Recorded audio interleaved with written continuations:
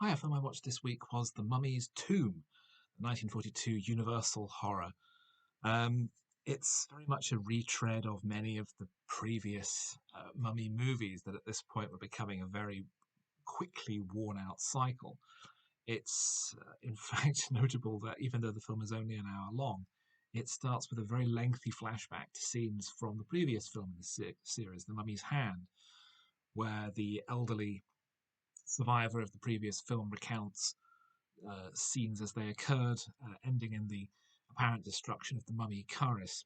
This film picks up a little further. It turns out Karis wasn't destroyed, and he is exported to the US on the command of a high priest and supervised by an Egyptian cultist, with his mission being to kill the remaining family members of those who had defiled his tomb.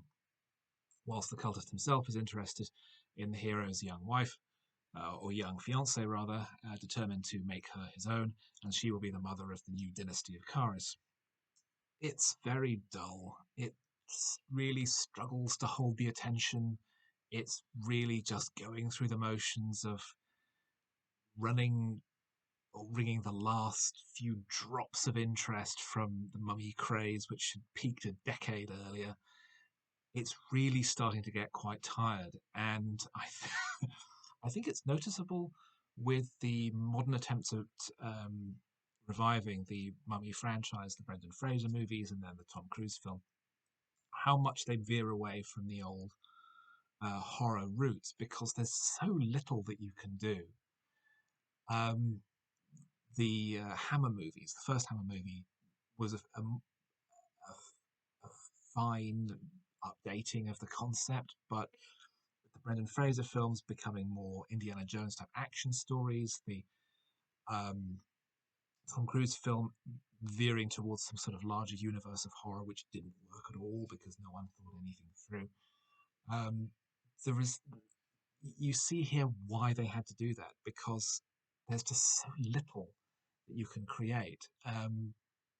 With the revived Universal horror concept, where we have a new Wolfman film coming up, we had the one else, The Invisible Man. All of these are reinventing and looking at these things in new directions. There's so little that you can do with the mummy because he's just a guy who goes around strangling people, and there's nothing else to it. There's no psychology. There's no um, inner motivation. There's no way of spinning this into a more contemporary concept because he's an Egyptian mummy who goes around strangling people. With the Invisible Man, there's all kinds of directions you can go in with vampires and Frankenstein. There's all these subtexts and contexts. With the Mummy, it's just he's a guy who strangles people, and you defile the tomb, and now it all relies on superstition, and it all feels so silly and dated and shallow. And the result is that you end up with films like The Mummy's Tomb, where there is so little to say about it. As I said, the movie is 60 minutes. It was played the bottom half of a double bill, which is not necessarily a damning indictment, but it just shows how little the stock of the Mummy movie had in 1942, and they were still making them.